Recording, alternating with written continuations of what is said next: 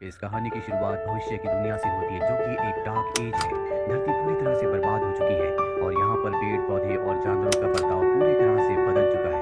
आज से कई सालों पहले वैज्ञानिकों ने एक डीएनए पर एक्सपेरिमेंट किए थे, जिसके बाद धरती का वातावरण पूरी तरह से बदल गया, क्योंकि उसकी वजह से धरती पर वायरस फैल गया, जिससे खाने वाले सभी पेड़ पौधे, जानवर और इंसानों की एक बहुत बड़ी आबादी धरती से खत्म हो गई। और अब धरती पूरी तरह से बदल चुकी है, क्योंकि यहाँ पर कुछ ऐसे पेड़ पौधे भी हैं जो इंसानों के ऊपर हमला कर रहे हैं। जानवर भी पूरी तरह से बदल चुके हैं, इंसानों ने उनको भी सबसे बचा लिया है। यहीं पर एक शहर है जिसका नाम है सिटाडेल। सिटाडेल में वो लोग रहते हैं जो बहुत अमीर हैं, जमीन और खूबसूरती में कोई भी कमी नहीं है। और उनके शहर से जो भी बाहर सर्वाइवर्स रहते हैं, ये उन्हें सीड्स यानी कि बीज देते हैं। इन बीजों को उगाया नहीं जाता था और ऐसा ही जानबूझकर करते हैं, क्योंकि इन बीजों के बल वहाँ रहने वाले सर्वाइवर्स को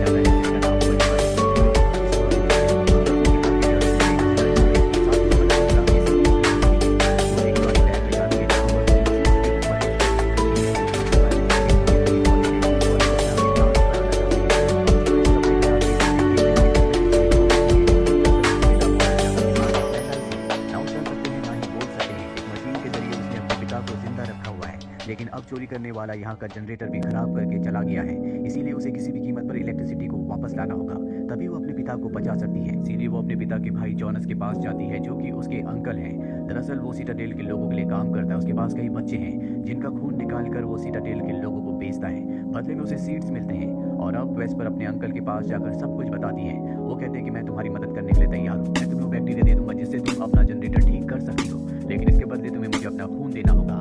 वेस्पर मान जाती है, वो अपने अंकल को अपना खून दे देती है और उसके अंकल कहते हैं कि तुम्हें 2 दिन बाद आना होगा, मेरे पास अभी बैक्टीरिया नहीं है। हालांकि वो अपने अंकल का विरोध नहीं करती है, लेकिन उसके अंकल उसे अपने घर से बाहर निकाल देते हैं। वेस्पर एक बार फिर से अपने अंकल के घर चुपचाप चली जाती है, जहाँ पर उसे बैक्टीरिया मिल जाता है, साथ ही वहाँ पर उसे कुछ सीड्स भी मिलते हैं। वो उन सीड्स को लेकर वहाँ से निकल जाती है। दरअसल इन सीड्स को सिटाडेल के लोगों ने बनाया है, जो कि लॉक्ड है। सिटाडेल के लोग ही इनसे पौधे उगा सकते हैं, बाकी कोई भी इनसे पौधे नहीं उगा सकता। अब वेस्पर अपने घर आ जाती है, जहाँ पर सबसे पहले वो जनरेटर को फिक्स करती है और उसके बाद सीड्स पर रिसर्च करना शुरू कर देती है।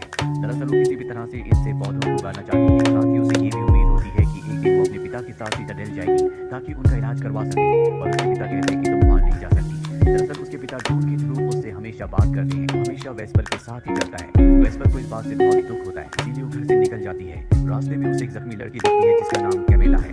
पेड़ पौधे उसका खून चूस रहे होते हैं, वो उसकी जान बचाकर घर ले आती है। कैमेला को जब होश आता है तो बताती है कि वो सिटाडेल से है। जब फ्लाइंग ऑब्जेक्ट क्रैश हो गया था जिसमें उसके पिता भी हैं, वो कहती है कि मैं अपने पिता को ढूंढना चाहती हूँ, अगर तुम मेरी इसमें मदद करोगी तो मैं तुम्हें सिटाडेल में रहने की जगह दे दूंगी। वेस्पर उसकी मदद करने के लिए तैयार हो जाती है। यहाँ पर कैमेला को पता चलता है कि वेस्पर के जो पिता हैं तभी वो सिटाडेल की आर्मी में थे, लेकिन जब वो जख्मी हो गए तो सिटाडेल के लोगों ने उन्हें एक ड्रोन देकर वहाँ से निकाल दिया, जिसके जरिए वो अपनी बेटी से बात करता है। आज उसकी जो भी हालत है उसके पीछे सिटाडेल के लोगों का हाथ है। अगली सुबह वेस्पर कैमेलिया के पिता को जंगल में ढूंढने के लिए चली जाती है। कुछ देर बाद उसे उनका फ्लाइंग ऑब्जेक्ट मिल जाता है, लेकिन वो उसका डोर नहीं खोल पाती। अभी वहाँ पर उसके अंकल जॉनस आ जाते हैं, जो कि एक बुरे इंसान है। वो उससे पूछते हैं कि तुम्हें इस फ्लाइंग ऑब्जेक्ट के बारे में कैसे पता चला।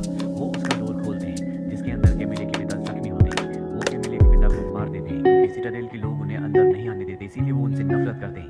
यहाँ पर उन्हें कैमेलिया का कपड़ा भी मिलता है, जिससे वो समझ जाते हैं कि इसके अंदर एक और लड़की थी, और अब वो उस लड़की को ढूंढने के लिए जंगल में निकल पड़ते हैं ताकि उसे सिटाडेल के लोगों को देखकर इम्प्रेस किया जा सके। वहीं वेस्पर को दिखाया जाता है जो घर वापस आ जाती है। वो अपने पिता को सब कुछ बता देती है, लेकिन उसके पिता कहते हैं कि तुम ये बात कैमेलिया को मत बताना, हमें सिटाडेल के लोगों से कांटेक्ट करके उन्हें बताना होगा कि उनकी एक मेंबर यहाँ पर है, ताकि वो कैमेलिया को सुरक्षित वापस ले जा सके।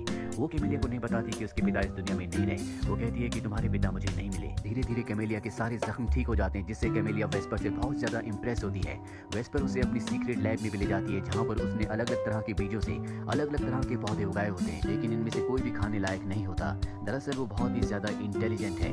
धीरे धीरे इन दोनों की बॉन्डिंग बहुत अच्छी हो जाती है, ये दोनों अच्छे दोस्त बन चुके हैं। एक दिन वेस्पर कैमेलिया को एक बुक दिखाती है जिसमें जानवरों की फोटोज होती है। इन जानवरों को असल में उसने कभी नहीं देखा, लेकिन कैमेलिया ने देखा है, इसीलिए वेस्पर को वो उनके बारे में बताती है। वेस्पर कहती है कि अगर वहाँ सिटाडेल में जानवरों के लिए जगह है तो हमारे लिए क्यों नहीं, हम सिटाडेल में रहने के बदले वहाँ के लोगों के लिए काम कर सकते हैं। कैमेलिया उसे बताती है कि सिटाडेल के जो लोग हैं वहाँ पर जग्स को प्रोड्यूस करते हैं। जग्स वो इंसान होते हैं जिन्हें बनाया जाता है, जो उनके लिए गुलामी करते हैं। ये एक तरह के ह्यूमन होते हैं जिन्हें जेनेटिक इंजीनियरिंग से बनाया जाता है। जो सिटाडेल के लोगों के लिए गुलामी करते हैं वो कभी उनका विरोध नहीं करते। इसीलिए सिटाडेल के लोगों को अपनी गुलामी करवाने के लिए असली लोगों की जरूरत नहीं है। अब किसी भी तरह से वेस्पर कैमेलिया को उसकी दुनिया में यानी कि सिटाडेल में वापस भेजना चाहती है, लेकिन उसके पास वहाँ के लोगों से संपर्क करने के लिए कोई भी ट्रांसमीटर नहीं है और उसके अंकल जोनास के पास है। इसीलिए वो ट्रांसमीटर का इस्तेमाल करने के लिए जोनास के घर जाती है, लेकिन उसके अंकल जोनास उसे देख लेते हैं और उसके ड्रोन में कुछ खराबी करके वहाँ से उसे भेज देते हैं। अब जब रास्ते में होती है उसे पता चल जाता है कि जोनास ने उसके ड्रोन को खराब कर दिया है। वो ड्रोन गिर जाता है और जब वो ड्रोन लेने के लिए जाती है तो कुछ बच्चे जो कि जोनास के गुलाम है उस पर हमला करके उसके हाथ पर मोहर लगा देते हैं, जिसका मतलब ये है कि अब वो भी जोनास की गुलाम है, जिससे वो पूरी तरह से टूट जाती है और वापस घर आके रोने लगती है। और कैमेलिया जो अब उससे प्यार करती है उसे संभालती है। यहाँ वेस्पर को बुरा लगता है कि उसने कैमेलिया से झूठ कहा, पर अब वो उसे एक नदी के किनारे ले जाती है जहाँ पर उसके पिता की डेड बॉडी होती है, जिससे कैमेलिया पूरी तरह से टूट जाती है। वो बहुत जोर जोर से रोना शुरू कर देती है। उसके रोने के अंदाज से उसे पता चल जाता है कि ये कोई इंसान नहीं है। वेस्पर उसकी बैग पर एक निशान देखती है जो सिर्फ जग्स की बैग पर होता है, यानी कि उन लोगों की जिन्हें सिटाडेल के लोग अपनी गुलामी करने के लिए बनाते हैं। पर कैमेलिया एक आम जग नहीं थी, बल्कि वो बहुत ही एडवांस जग थी जिसे कैमेलिया के पिता ने बनाया था। सिटाडेल में इस तरह के जग्स बनाना कानूनी अपराध था, क्योंकि इस तरह के जग्स उनके खिलाफ विद्रोह कर सकते थे। इसीलिए सिटाडेल के लोगों ने कैमेलिया और उसके पिता को मौत की सजा दी, जिसके बाद कैमेलिया के पिता उसे लेकर वहां से निकल गए और उनका फ्लाइंग ऑब्जेक्ट क्रैश हो गया। और वेस्पर को ये सच पता लगने के बाद बहुत गुस्सा आता है, क्योंकि अब उसकी उम्मीदें टूट चुकी है। उसे कैमेलिया ने वादा किया था कि वो उसे सिटाडेल ले जाएगी, लेकिन वो खुद ही एक अपराधी है। सिटाडेल के लोग उसे मारना चाहते हैं, तो वेस्पर को कभी वहां नहीं ले जा सकती। वेस्पर अपने घर वापस आ जाती है और कैमेलिया को वहां से जाने के लिए कहती है। साथ ही वो अपने पिता को सारा सच बता देती है। वेस्पर के पिता कहते हैं कि कैमेलिया की इसमें कोई गलती ही नहीं है। दरअसल उन्हें इसी तरह से बनाया जाता है कि वो दूसरों के ऑर्डर्स फॉलो करते हैं। और अब वेस्पर को अपने पिता की बात समझ में आ जाती है। वो बाहर जाती है जहाँ पर कैमेलिया अपने आप को मारने वाली होती है, लेकिन उसे वेस्पर रोक लेती है। साथ ही उससे माफी मांगती है और कहती है कि मैं तुम्हारे सेल से रिसर्च करूंगी ताकि मैं सीड्स को अनलॉक कर सकूं और तुम्हें भी ऐसा लगे कि तुम्हारी जिंदगी यूजफुल है। और अब वो उसके सेल से रिसर्च करना शुरू करती है, लेकिन उसके सेल्स भी लॉक्ड होते हैं, जिन्हें अनलॉक करने की बहुत कोशिश करती है, लेकिन वो पूरी तरह से नाकामयाब रहती है। यहाँ वेस्पर पूरी तरह से हताश हो चुकी है, उसे कोई रास्ता नहीं दिख रहा था।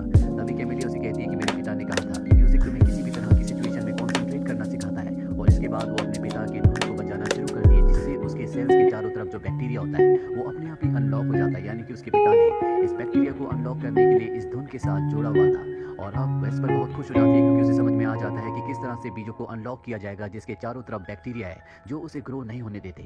वो अपनी लैब में जाती है और बीजों के ऊपर एक बार फिर से एक्सपेरिमेंट करना शुरू कर देती है और जल्दी वो बीजों को अनलॉक कर देती है, यानी कि अब इन बीजों के जरिए धरती पर फसल उगाई जा सकती है। वहीं घर पर दिखाया जाता है जहाँ पर वेस्पर के अंकल जोनस पहुंच जाते हैं। वो कैमेलिया को देख लेते हैं। उन्हें पता चल जाता है कि ये सिटाडेल की कोई इंसान नहीं बल्कि एक जग है। वो उसकी प्रोग्रामिंग को चेंज करने लगते हैं, लेकिन तभी यहाँ पर वेस्पर पहुंच जाती है, उसके ऊपर हमला करते हैं। जोनस अकेला होने की वजह से उनसे जीत नहीं पाता और अब वेस्पर जोनस से एक सौदा करती है। वो कहती है कि तुम इसके बारे में किसी को नहीं बताओगे और इसके बदले मैं तुम्हें वो बीज दूंगी, वो फॉर्मूला दूंगी, जिससे तुम अपने लोगों का पेट भर सकते हो, फसल उगा सकते हो। जोनस इस डील को एक्सेप्ट करके वहां से निकल जाता है और उसने इनसे झूठ कहा था। वो घर जाने के बाद ट्रांसमीटर से सिटाडेल के लोगों को बता देता है कि उनकी जंग जो भाभी थी वो यहाँ पर है।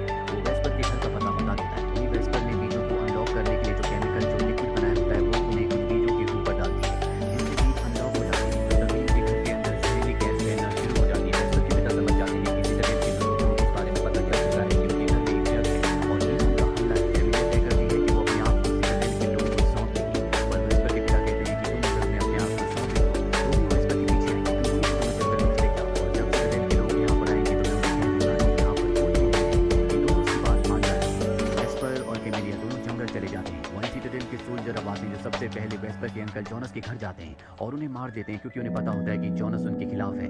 और अब वो सारे के सारे सोल्जर उस जगह आते हैं जहाँ पर वेस्पर के पिता हैं। वेस्पर के पिता ने पहले ही अपने ड्रोन को सेल्फ डिस्ट्रक्शन के मोड पर लगा दिया होता है और जैसे सोल्जर्स वहाँ पर आते हैं वो ब्लास्ट हो जाता है, जिससे वेस्पर के पिता के साथ साथ बहुत सारे सोल्जर्स मारे जाते हैं। लास्ट से आग की उड़ती हुई लपटों से वेस्पर समझ जाती है कि उसके पिता इस दुनिया में नहीं रहे। वो वापस जाना चाहती है, लेकिन कैमेलिया उसे रोक लेती है। और अब कुछ सोल्जर जो बच गए होते हैं वो इनके पीछे आते हैं, लेकिन एक घने जंगलों में पहुंच जाते हैं जहाँ पर इस तरह के पेड़ पौधे हैं जो इंसानों के ऊपर हमला करते हैं। वो पेड़ पौधे कई सोल्जर्स को मार देते हैं, ये उनके हथियार भी ले लेते हैं, लेकिन सोल्जर्स लगातार आते रहते हैं। कैमेलिया वेस्पर से कहती है कि इनका आना नहीं रुकेगा जब तक कि मुझे अपने साथ नहीं ले जाते, इसीलिए मुझे जाना होगा।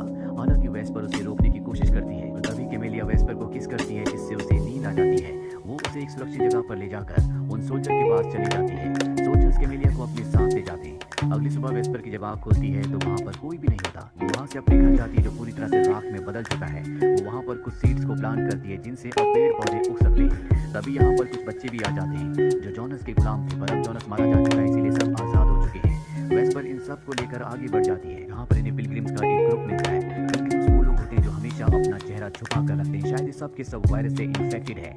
इनके साथ ये सभी आगे बढ़ जाते हैं और एक जगह पहुंच जाते हैं जहां पर पिलग्रिम्स ने चीजों से एक बहुत बड़े टावर को बनाया होता है। वेस्पर उस टावर के ऊपर चढ़ जाती है और उसके पास जो अनलॉक बीज होते हैं उन्हें हवा में उड़ा देती है, जिससे वो चारों तरफ फैल जाते हैं। जिसका मतलब ये है कि आने वाले वक्त में धरती पर हर जगह उस तरह की फसलें उग जाएंगी जिसे इंसान खा सकते हैं। इससे एक बार फिर से धरती पर जीवन पहले की तरह हो जाएगा। और इसी के साथ ये फिल्म, ये कहानी यहीं पर खत्म हो जाती है।